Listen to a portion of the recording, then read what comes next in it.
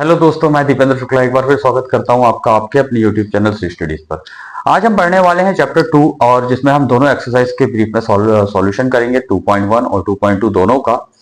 इसके पहले मैं आपको बताना चाहूंगा कि इस चैप्टर से रिलेटेड एक बेसिक वीडियो मैंने बना चुका है जो मैंने ऑलरेडी अपने चैनल पर पोस्ट कर दिया है। तो यदि आपने वह वीडियो नहीं देखा है तो जाकर चैनल पर जाकर आप उस वीडियो को देख सकते हैं। उसको देखने के बाद ही आपको ये सारे कॉन्सेप्ट बहुत आसानी से समझ में आ जाएंगे। चलिए स्टार्ट करते हैं आज का अपना टॉपिक जो था पॉलिनोमियल्स।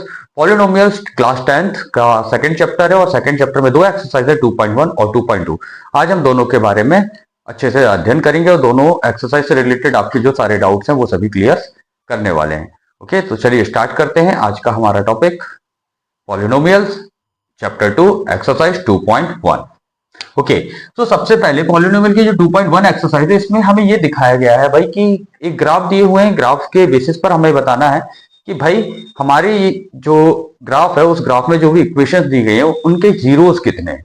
तो सबसे पहले तो हमें ग्राफ के बारे में इंफॉर्मेशन होनी चाहिए कि ग्राफ में हम जीरोस को किस प्रकार से डिटरमाइन कर सकते हैं। ओके, फॉर एग्जाम्पल आपके पास ये दो एक्सिस हैं, एक है आपका एक्स एक्सिस और दूसरा है वाई एक्सिस। ओके, अब यहां पर हम जैसे देखें कि भाई किसी भी एक चीज की जीरो, जैसे आपके जो क्वेश्चन में दिया गया है वो क्वेश्चन में दिया गया है कि B X is equal to क्या दिया हुआ है वाई, क्या दिया हुआ है P X, sorry P X is equal to Y दिया गया है। अब पी एक्स की वैल्यू क्या होनी चाहिए, जीरो होनी चाहिए। भाई कब होगी, जब वो वाई की वैल्यू जीरो होगी।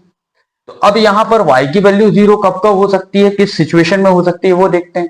तो देखिए y की ऊपर साइड यदि हम जाएंगे तो दैट विल बी पॉजिटिव 1 2 3 4 5 6 7 8 आगे बढ़ती जाएंगी। सिमिलरली यदि हम डाउनवर्ड्स आएंगे तो यहां पर वैल्यूज क्या होती, -1 -2 -3 एक्सेट्रा डाउनवर्ड्स में भी बढ़ते जाएंगे। तो भाई y के एक्सिस पर, y एक्सिस पर वैल्यूज जीरो कहां होती है, सबसे पहले हमें ये पता लगाना है। तो y एक्सिस पर उसकी वैल्यू कहां होगी भाई, जीरो। ठीक है, अब इनमें हम यदि ग्राफ में ड्रॉ करें तो भाई एक लाइन है जो एक से होकर गुजरती है। तो इस पूरी लाइन में मतलब y की वैल्यू यदि 1 रहेगी तो वो पूरी वैल्यूज कहां आ सकती हैं, यहां पर किसी भी लाइन की, इस लाइन में किसी भी जगह पर आ सकती है। तो सिमिलरली अब भाई y की वैल्यू जीरो कहां है, y की वैल्यू जो होगी वो intersecting point of the both of the axis, वहां पर y की वैल्यू क्या होगी, जीरो। तो इट मींस यदि हम देखें तो और उस पॉइंट से कौन सी एक्सिस गुजर रहा है, कौन सी लाइन गुजर रही है, तो जो लाइन गुजर रही है उसे हम जानते हैं किसके नाम से, एक्स एक्सिस के नाम से। तो भाई एक्स एक्सिस पर यदि हम कहीं भी कोई भी पॉइंट रखेंगे, मान लीजिए हमने यहां पर एक पॉइंट रखा 1 2 3 एंड इट वाज 4, मान लीजिए 1 2 3 और ये क्या है 4 है। तो इस पॉइंट पर, इस पॉइंट के कोऑर्डिनेट्स क्या होंगे भाई, इस पॉइंट के कोऑर्डिनेट्स होंगे एक्स कहां पर है, एक्स एक्सिस पर क्या वैल्यू आ रही है, 4 आ रही है। वहीं वाई एक्सिस पर ये कौन सी वैल्यू है, तो वाई एक्सिस की वैल्यू क्या है, जीरो। तो बस हमें सिर्फ यही बताना है कि भाई हमारे जो ग्राफ्स हमें दिए गए हैं उन ग्राफ्स में वैल्यूज कहां कहां पर पी एक्स की वैल्यू जो है वो जीरो हो रही है। ठीक है, तो चलिए स्टार्ट करते हैं। सारे ग्राफ्स को सब फटाफट हम सॉल्व करेंगे। पहला ग्राफ जो है उसमें आपको एक लाइन ड्रॉ कर दे दी गई है कि ये हमारी इक्वेशन की क्या है, लाइन है। तो अब इस लाइन में हम ये देख सकते हैं क्या कि कहीं पर भी y की वैल्यू जीरो हो रही है। अब y की वैल्यू जीरो कब होगी, जब वो लाइन जो है वो x एक्सिस को इंटरसेक्ट करेगी। तो क्या यहाँ पर x एक्सिस और इस लाइन के बीच में कोई इंटरसेक्टिंग पॉइंट्स हमें नजर आ रहे हैं, नहीं, यहाँ पर हमें कोई भी पॉइंट नजर नहीं आ रहे हैं। तो फर्स्ट कंडीशन में क्या हो जाएगा, फर्स्ट ग्राफ में कितने जीरोस हैं, जीरो जीरोस हैं। कितने हैं भाई, जीरोस हैं, जीरो जीरोस हैं, है ना। अब बात करते हैं सेकंड।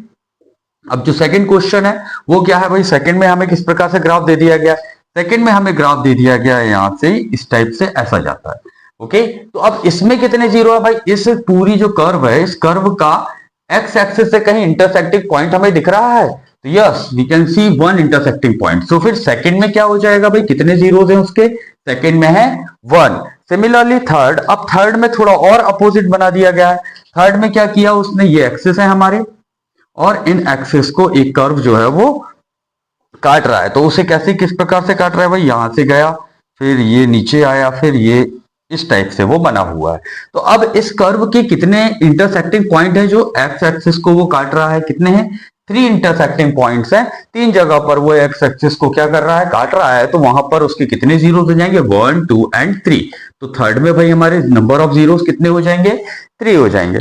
वही फोर्थ सिचुएशन, अब फोर्थ सिचुएशन में आपको इस प्रकार से एक्सिस दे दिए गए हैं और एक लाइन ऐसी काट रही है। तो यहाँ पर अब देखिए कर्व जो है वो कर्व कितने बार काट रहा है एक्स एक्सिस को, 2 बार। तो यहाँ पर फोर्थ सिचुएशन में y की वैल्यू कितने बार जीरो होगी, 1 और 2। तो इसके कितने जीरोस होंगे, इसके भी 2 जीरोस होंगे। सिमिलरली नेक्स्ट जो है, नेक्स्ट सिचुएशन में हमारे पास मान लीजिए ये एक्सिस है और इन पर इस प्रकार से एक कर्व बनाया गया है जो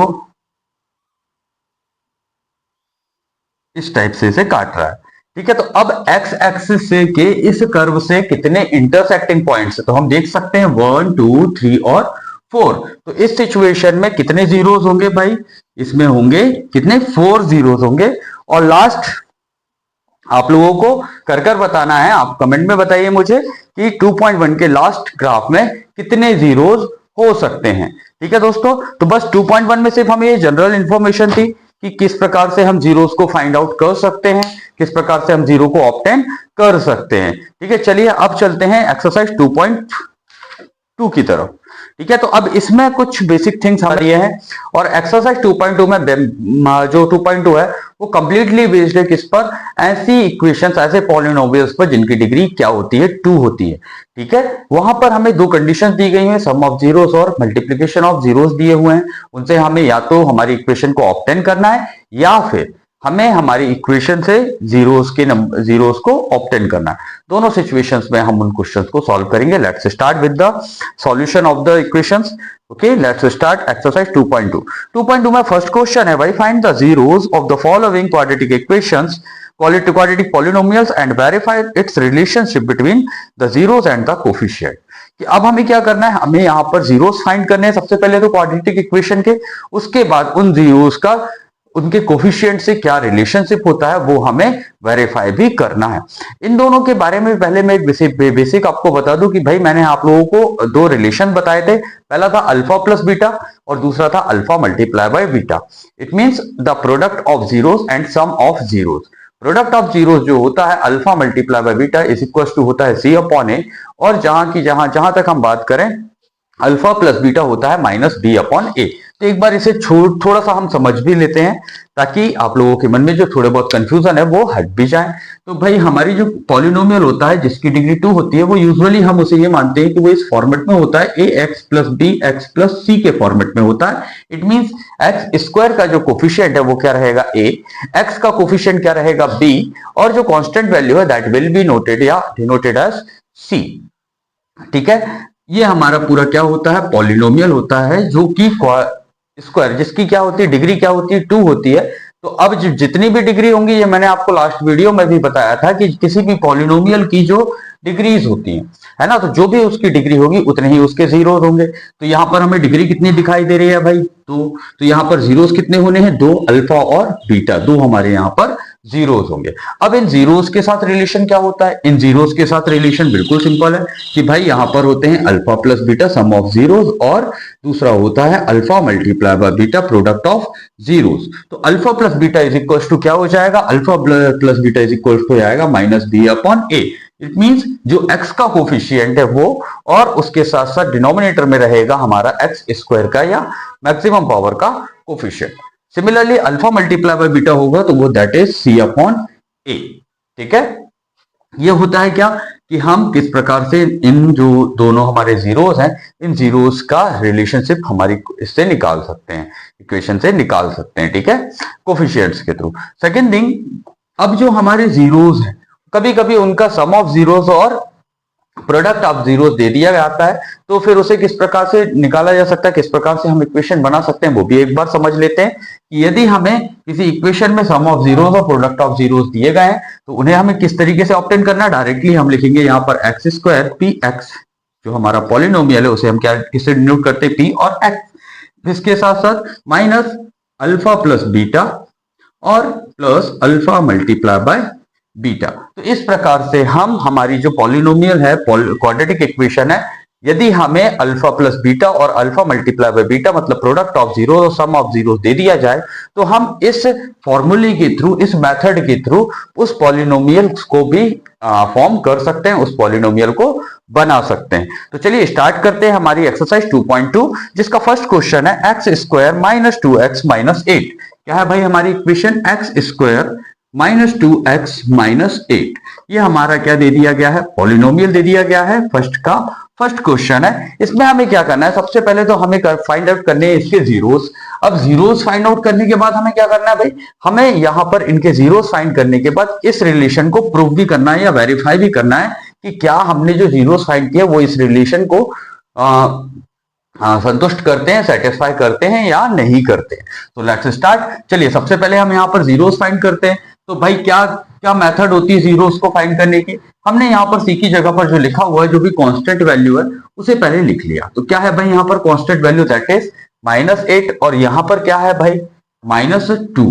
ठीक है, तो क्या है भाई? कांस्टेंट वैल्यू है -8 और यहाँ पर जो हमारी सेकंड एक्स की कोफिशिएंट है वो क्या है? -2। तो अब बिल्कुल एक सिंपल सा तरीका इसमें हम लगाते हैं कि भाई मल्टीप्लाई करने पर क्या आना चाहिए? हमें -8 आना चाहिए। क्या आना चाहिए मल्टीप्लाई करने पर? -8। मतलब जो कांस्टेंट वैल्यू होगी वो मल्टीप्लीकेशन पे ऐसे दो फैक्टर्स इसके बनाने हैं कि 8 के ऐसे दो फैक्टर्स हों जिनको हम प्लस एडिशन या सब्ट्रैक्शन करें तो हमें क्या मिले? हमें -2 मिल जाए। बिल्कुल सिंपल इस वे में हमें इसे सॉल्व करना है। तो सबसे पहले तो हम 8 को देखते हैं भाई 8 के फैक्टर्स क्या क्या हो सकते हैं। 8 के फैक्टर पहले क्या हो सकते हैं? 8 मल्टीप्लाई बाय 1, 8 1 जा 8। फिर दूसरे फैक्टर क्या हो सकता है? 2 मल्टीप्लाई बाय 4, 4 2 जा 8। Yes correct. तो देखिए अब 4 और इसके अलावा और कोई 8 का फैक्टर हो सकता है? नहीं हो सकता है ना। तो इट मींस हमें इन दोनों फैक्टर्स में से ही किसी एक फैक्टर को एडिशन या सब्ट्रैक्शन कर यहां पर -2 को लाने की कोशिश करनी है।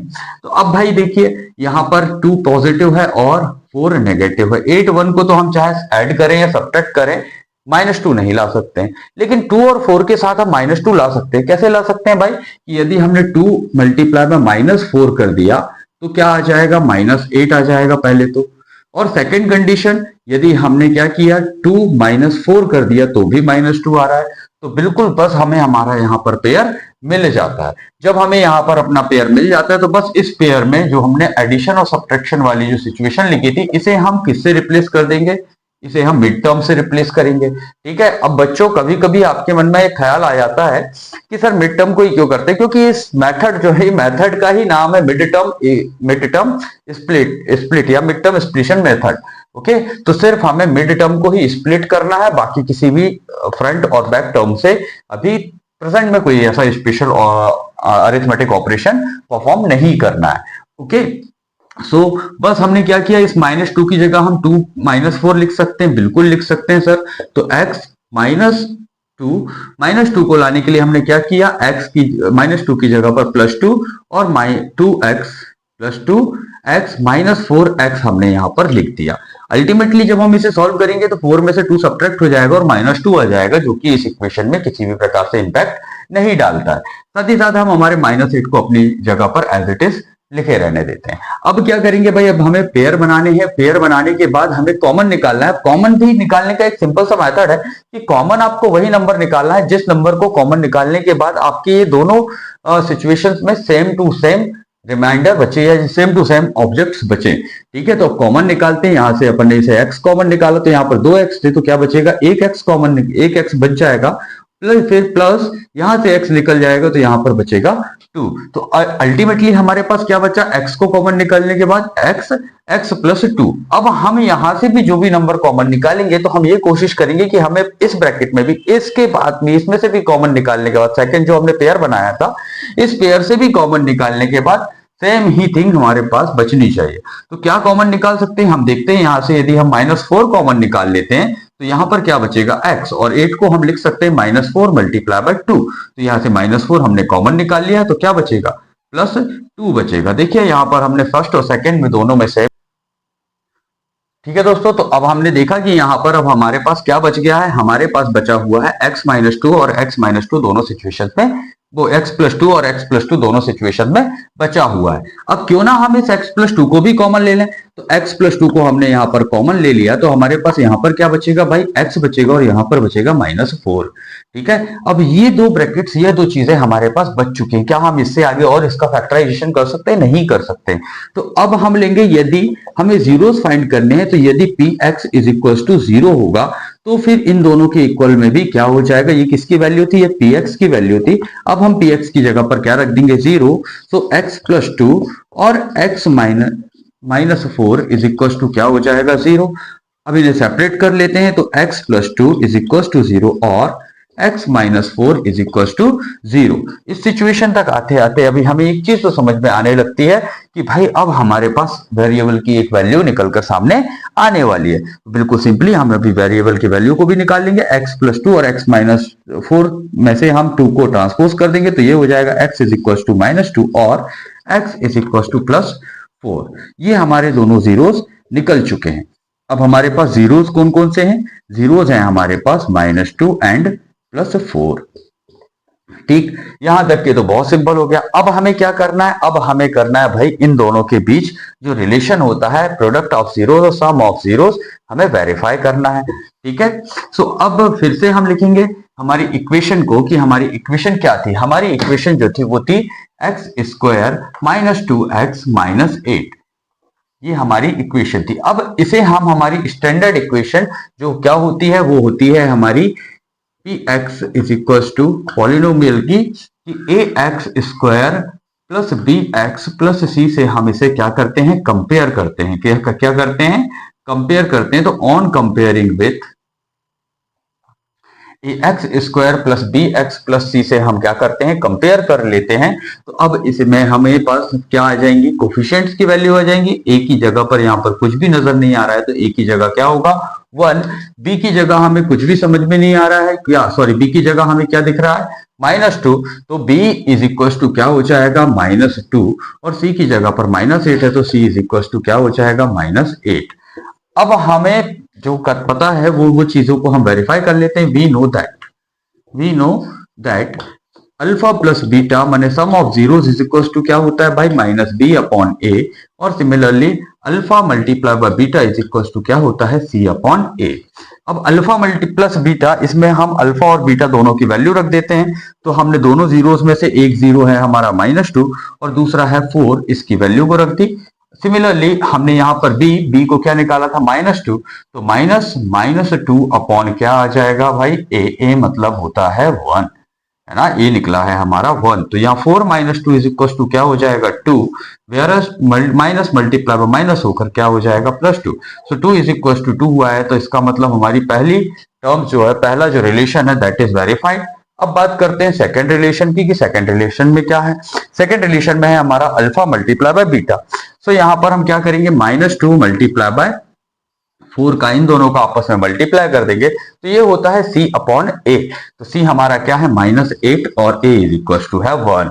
तो 4 2 8, 8 इज इक्वल टू, सॉरी 4 2 8 और ये 2 के सामने माइनस लगा हुआ है तो -8 इज इक्वल टू -8। यहाँ पर हमारा ये रिलेशन भी वेरीफाई हो चुका है। इसका मतलब क्या हुआ कि हमने जो यहाँ पर जीरोस निकाले थे वो जीरोस हमने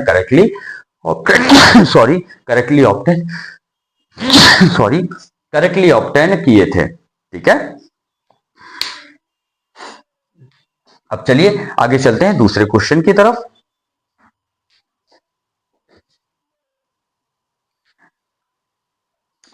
चलिए तो अब थोड़ा सा आगे चलते हैं। अब इसी में ही हम इस इक्वेशन का एक और क्वेश्चन को लेते हैं जो है हमारा 6x² - 3 - 7x। क्या है भाई क्वेश्चन है थर्ड, फर्स्ट का थर्ड क्वेश्चन है 6x² - 3 एंड -7x। ओके, ये हमें क्वेश्चन बनाकर दे दिया गया है। बस क्वेश्चन वही है, सब कुछ वही है, सिर्फ थोड़े से नंबर्स हमें आगे पीछे कर उन्होंने दे दिया है। तो अब इसे पहले तो हम प्रॉपर्ली अरेंज कर लेते हैं भाई, पॉलिनोमियल के फॉर्म में अरेंज कर लेते हैं कि सबसे पहले सबसे बड़ी डिग्री, फिर सेकेंड डिग्री और फिर उसका कांस्टेंट वैल्यूज। सो यहाँ पर हम इसे लिखेंगे px इज इक्वल टू क्या हो जाएगा हमारा 6x² - 7x को हम पहले लिख लेंगे और -3 को हम बाद में ही लिख लेंगे। और चूंकि हमने यहाँ पर ट्रांसपोज नहीं किया है तो यहाँ पर इनके जो साइन है वो भी चेंज नहीं होंगे। ओके, तो चलिए अब आगे चलते हैं भाई। कि इसको हम किस प्रकार से फैक्टराइज कर सकते हैं। फैक्टराइज के लिए फिर से हम मिड टर्म स्प्लिटिंग मेथड का यूज करेंगे। अब मिड टर्म स्प्लिटिंग मेथड में मिड टर्म में हमारा जो x का कोफिशिएंट है वो क्या है, वो है -7। साथ ही साथ हमारे पास अब जो दूसरे हैं यहाँ पर एक्स स्क्वायर, पिछले क्वेश्चन में हमने देखा कि एक्स स्क्वायर का कोई भी कोफिशिएंट नहीं था तो वहां पर हम 1 मान लेते हैं। अब हम क्या करेंगे, इन दोनों का मल्टीप्लाई करेंगे भाई कि एक्स स्क्वायर का जो कोफिशिएंट है उसका, और साथ ही साथ कांस्टेंट वैल्यू जो है उन दोनों को आपस में मल्टीप्लाई कर देंगे। तो क्या होगा, 6 multiply by -3 is equal to क्या हो जाएगा, -18। क्या हो जाएगा, -18। तो अब हमें क्या करना है, प्लस या माइनस, एडिशन या सब्ट्रैक्ट करने पर हमारे पास क्या आना चाहिए, -7 आना चाहिए। वेयर एज मल्टीप्लीकेशन में हमें क्या मिलना चाहिए, -18 मिलना चाहिए। ठीक है, तो अब इन दोनों को हम बहुत इजीली सॉल्व कर सकते हैं। देखते हैं, सबसे पहले तो फैक्टराइज करते हैं 18 को। 18 भाई किस किस चीज के टेबल में आता है, तो सबसे पहले 1 मल्टीप्लाई बाय 18। क्या 18 को प्लस या माइनस कर 18 और 1 के बीच में एडिशन या सब्ट्रैक्शन कर हम -7 ला सकते हैं? नहीं, हम इनसे -7 नहीं ला सकते हैं। तो फिर क्या करना पड़ेगा भाई, और चेक करते हैं। तो भाई होता है 2 multiply by 9 is equal to 18। तो क्या हम 9 + 2 करते हैं तो 7 आता है? नहीं, 11 आ जाता है। लेकिन 9 - 2 यदि करेंगे तो जरूर यहां पर हमें 7 आ जाएगा। इट मीन हमें क्या करना है, यहाँ पर हमें करना है सब्ट्रैक्शन। तो प्लस को हम यहां से मिटा देते हैं और सब्ट्रैक्शन करने के लिए इन नंबर्स को अरेंज करते हैं। ठीक है, सो भाई 9 - 2 करेंगे तो 9 - 2 करेंगे तो क्या आ जाएगा, बड़े डिजिट का साइन 2 के सॉरी 7 और बड़े डिजिट का साइन कंटिन्यू हो जाएगा। इसका मतलब क्या आ जाएगा, 9 - 2 इज इक्वल टू 7। लेकिन वो प्लस का आएगा। लेकिन यदि इसी को हम 2 - 9 लिखते हैं तो क्या होगा भाई, -7 आ जाएगा, क्योंकि 9 - 2 इज इक्वल टू 7 और बड़े डिजिट 9 का साइन यहाँ पर कंटिन्यू हो जाएगा। इट मीन्स हमें यहाँ पर क्या लिखना है, 2 - 9। और यहां पर भी मल्टीप्लीकेशन के टाइम में 2 मल्टीप्लाई बाय -9 तो -18 भी हमारा आ जाता है, और 2 - 9 लिखने से -7 भी हमारा आ जाता है। ओके, चलिए अब आगे चलते हैं। इसको फटाफट हम स्प्लिट करके सॉल्व करते हैं। तो px इज इक्वल टू क्या है भाई, 6x²। इसे अपनी जगह पर एज इट इज रहने देंगे। सिर्फ मिड टर्म के साथ हमें जो भी ऑपरेशन है, कई की एडिशन या सब्ट्रैक्शन की ऑपरेशन हमें परफॉर्म करनी है। उसके अलावा कोई दूसरी ऑपरेशन हमें यहाँ पर मल्टीप्लीकेशन एक्सेट्रा परफॉर्म नहीं करना है एट प्रेजेंट। तो हम इसे क्या लिख सकते हैं भाई, +2x - 9x - 3। ठीक है, अब देखिए हमारे पास एक सिचुएशन बन चुकी है। क्या सिचुएशन बन चुकी है कि भाई हम यदि यहां से कुछ कॉमन लेते हैं और यहां से कुछ कॉमन लेते हैं तो हमारे पास क्या क्या बच सकता है। ठीक है, और सेम थिंग बचानी है, जो कुछ भी हमें कॉमन लेकर बचाना है वो क्या होना चाहिए, सेम ऑब्जेक्ट्स होने चाहिए। तो चलिए यहां पर देखते हैं, 6x² को हम क्या लिख सकते हैं, 6 को हम लिख सकते हैं 2 मल्टीप्लाई बाय 3, और x² को लिख सकते हैं मल्टीप्लाई बाय x और x। इसका मतलब 2 यहां पर भी है और 2 सेकेंड टर्म में भी है। सिमिलरली x दोनों टर्म्स में हमें दिखाई दे रहा है, तो क्यों ना हम पूरे 2x को ही कॉमन ले लेते हैं। यदि हमने यहां पर 2x कॉमन ले लिया तो हमारे पास क्या बचेगा, 3 और x। तो क्या बचेगा भाई हमारे पास इस पेयर ऑफ टर्म्स में क्या बचेगा, पहली टर्म में 6x में से 2x कॉमन लेंगे तो हमारे पास बच जाएगा 3x। सिमिलरली यहां पर 2x अकेला पूरा लिखा हुआ था, 2x में से हमने डायरेक्टली क्या किया, पूरा 2x ही कॉमन ले लिया। तो वहां पर जब पूरा का पूरा निकाल लिया जाता है तो क्या बचता है, उसके कोफिशिएंट में 1 तो मल्टीप्लिकेशन में हमेशा रहता ही है। तो यहां पर सिर्फ क्या बचेगा, 1 बचेगा। अब जो सेकेंड पेयर ऑफ हमने बनाया है टर्म्स, उसमें से भी हमें कॉमन निकालने के बाद क्या बचाना है, 3x + 1 ही बचना चाहिए। तो हम यहां पर क्या करेंगे, यहां से हम निकालेंगे -3 कॉमन। तो 9 को हम लिख सकते हैं -3 मल्टीप्लाई बाय 3। एक -3 था जो हमने कॉमन निकाल लिया, तो यहां पर क्या बचेगा, +3x। और यहां से भी माइनस भी कॉमन निकाल लेते हैं, 3 भी, तो हमारे पास सिर्फ क्या बचेगा, प्लस में 1। इसे हम लिख सकते हैं 3 मल्टीप्लाई बाय 1। यहां से हमने -3 कॉमन निकाल लिया तो प्लस का 1 हमारा बचा हुआ है। अब ये 3 + 1 दोनों में कॉमन दिखाई दे रहा है, इसे भी हम कॉमन निकाल लेते हैं। तो 3x + 1, और यहां पर क्या बचेगा भाई, 2x, और यहां पर बचेगा हमारे पास -3। अब यदि if px is equal to क्या ले लेंगे, 0। यदि px की वैल्यू 0 है, क्योंकि हमें क्या फाइंड करना है, वही वैल्यूज फाइंड करनी है जिनको हम इस इक्वेशन में पुट अप करेंगे। तो इस पूरी इक्वेशन की वैल्यू क्या हो जाना चाहिए, 0 हो जाना चाहिए। वही वैल्यू हम यहाँ पर ऑब्टेन करने की कोशिश कर रहे हैं, इसीलिए हम इस पूरी इक्वेशन की वैल्यू को क्या ले लेंगे, 0। तो ये पूरी इक्वेशन के फैक्टर्स ही यही है। So 3x + 1 is equal to 3x + 1 multiply by 2x plus minus 3 is equal to 0। तो ये हमने इस px की जगह पर, ये पूरा हमने जो ऑब्टेन किया था वो किसकी जगह पर, किसके साथ ऑब्टेन किया था भाई, ये px की वैल्यूज चली आ रही थी। अब इस px की जगह हमने क्या लिख दिया है, 0 लिख दिया है। तो 3 + 1 is multiply by 2x minus 3 is equal to 0। अब इन दोनों फैक्टर्स को हम सेपरेटली लिख लेते हैं कि सेपरेट फैक्टर्स है। So 3x + 1 is equal to 0 और 2x minus 3 is equal to 0। अब सबसे पहले 1 को ट्रांसपोज करेंगे तो क्या हो जाएगा, 3x इज इक्वल टू -1 और यहां से -3 को ट्रांसपोज करेंगे सो 2x इज इक्वल टू -3 उस साइड जाकर हो जाएगा +3। अब यहां से हम x की मल्टीप्लीकेशन में x का कोफिशिएंट जो है वो 3 है, यहां पर मल्टीप्लाई में है, इसे हम सेकंड साइड में भेजेंगे या ट्रांसपोज करेंगे तो ये डिवाइड में हो जाएगा, तो -1 डिवाइडेड बाय 3। और यहां से 2 जो है 2 भी यहां मल्टीप्लाई में है तो सेकंड साइड ट्रांसपोज किया जाएगा तो x इज इक्वल टू 3/2। तो ये यहां पर हमें दोनों जीरोज की वैल्यू फाइंड हो चुकी है। तो हमारे पास जीरोज कौन कौन से आ चुके हैं भाई, जीरोज हमारे पास आ चुके हैं -1/3 और 3/2। ये दो जीरोज हमारे पास हैं। अब हमें क्या करना है, हमें वेरीफाई करना है इन दोनों का रिलेशनशिप बिटवीन द जीरोज, उसे भी हमें यहाँ पर वेरीफाई करना है। तो वेरीफाई करने के लिए हम क्या करेंगे भाई, वेरीफाई करने के लिए सबसे पहले हमारे पास जो गिवन इक्वेशन है उस इक्वेशन को किससे कंपेयर करेंगे, हमारी standard equation that is ax² + bx + c से हम कंपेयर करेंगे। तो हमारे पास जो गिवन इक्वेशन थी वो 6x² - 3x - 7x 6x² - 7x जो हमने स्टैंडर्ड फॉर्म में लिखा था उसे लिखना है। तो 6x² - 7x - 3 इसी को हम करेंगे कंपेयर किससे, ऑन कंपेयरिंग विथ, किससे कंपेयर करेंगे भाई, इसे हम कंपेयर करेंगे px या हमारी स्टैंडर्ड इक्वेशन जो है वो ax² + bx + c, इससे हम उसे कंपेयर कर लेते हैं। तो कंपेयर करने के बाद a की जगह पर हमें क्या दिखाई दे रहा है, या x² का कोफिशिएंट दोनों इक्वेशंस में क्या है भाई 6, a की जगह पर हो जाएगा 6। सिमिलरली bx के कोफिशिएंट्स को कंपेयर करेंगे तो b के साथ हमें क्या दिखाई दे रहा है -7, तो b इज इक्वल टू हो जाएगा -7, वेयर c की जगह पर हमें कांस्टेंट वैल्यू की जगह पर क्या दिखाई दे रहा है, c यहाँ पॉजिटिव है, यहाँ पर नेगेटिव है, 3 जो है वो नेगेटिव है, तो हम 3 को नेगेटिव वैल्यूज के साथ ही रख लेंगे, तो c इज इक्वल टू क्या हो जाएगा -3। अब यहां पर हम सबसे पहले अल्फा प्लस बीटा मतलब to verify the relation between zeros. अब जीरोज के दो ही रिलेशन हमने इस पूरे चैप्टर में पढ़े हैं, वो कौन कौन से हैं, अल्फा प्लस बीटा और अल्फा मल्टीप्लाई बाय बीटा। तो अब alpha multiply plus beta is equal to हमारा क्या होता है -b/a, where as alpha multiply by beta is equal to होता है हमारा c/a। ठीक है, तो अब इसे भी रिजॉल्व कर लेते हैं। अल्फा बीटा मतलब हमारे जो दोनों जीरोज हैं, इन दोनों जीरोज को हम यहाँ पर इन अल्फा और बीटा की जगह पर रख देते हैं। तो हमारा पहला जो जीरो आया था वो 1/3 + 3/2।